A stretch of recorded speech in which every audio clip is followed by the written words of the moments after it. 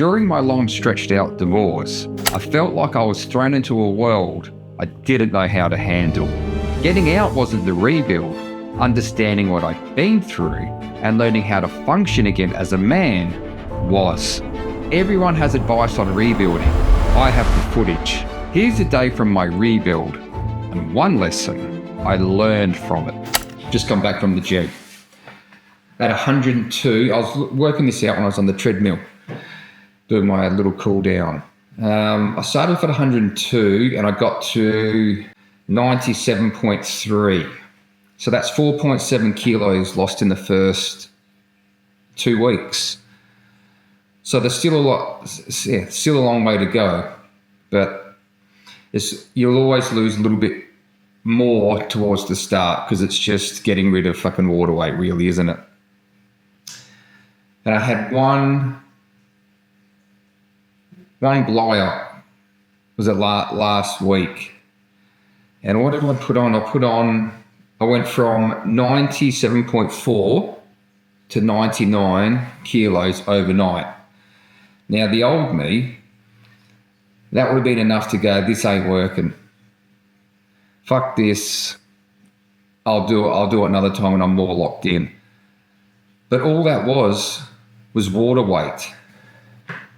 I didn't eat, what's that? 1.6 kilograms worth of shit that night. I had 3, maybe 4 handfuls of snake's alive. Probably pretty big handfuls.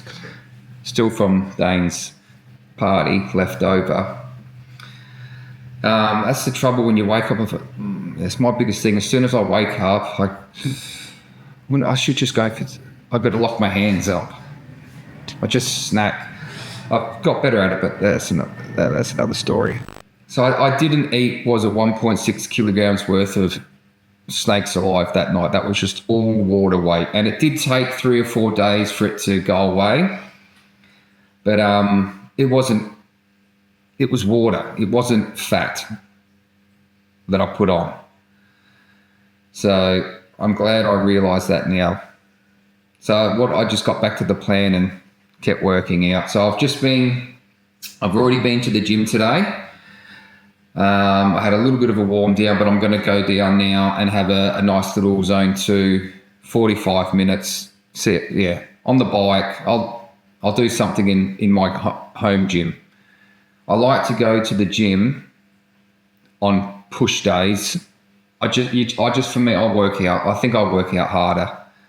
If there's people around, I like to try and work out harder than the bloke next to me, and I can already feel that's all taut. It's all tight, so I might have a bit of a stretch. And the traps, that one's pinged. So that's going to be the first time in a long time I know I'm going to wake up tomorrow and it's going to be sore and tight. That's good. I mean, I can work out in my home one, but I never, even though I try to work out hard, I never seem to work out as hard doing weights at home that I do when I'm at the gym. Where it's different. When I do cardio, I'll work out harder in here than I will at the gym. I'll try and kill myself in that garage where I can't breathe and the sweat's pouring off me. But at the gym, I'll still work out hard doing cardio, but I never work out as hard. So in short, I'm glad that I got back on track this time, opposed to last time where I went, fuck it, I'll do it next month. Next month would have been 3 months, 6 months. It was literally next day, back on track. Take a towel because I sweated. For years, I kept saying I'll start next week. Every single week. There was always something. Work was full on, something kicked off at home. My head was in a fucking different world. I tell myself, not this week. It's not the right time. I made it make sense in my own head. I'd say, once it settles, I'm going to lock in properly. It never settled. Life didn't slow down. It never lined up. It just kept punching. And I kept pushing it back. I wasn't waiting for motivation. I was waiting for permission. Waiting for a clean run at it. waiting until I felt better about everything else first. And that day never came. The only thing that changed was I stopped asking myself how I felt about it. I picked the days and that was it. I didn't check what else was going on. The days were locked in. That's what changed for me. I stopped treating training like it's something that I decide each day. I treat it like it's already booked. And that's why I stopped restarting every Monday.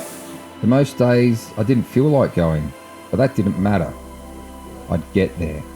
I'd put my headphones on, and after 10 minutes, I was into it. Not cured, not suddenly sorted. Just doing something instead of pacing around, thinking about doing something.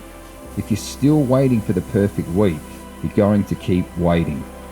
If you were sitting there waiting for the other person to finally admit what they did before you move on, then you're the one delaying your life. They might never admit it. They might never apologize. They might never own what they did. But you can still move forward. You don't need their admission.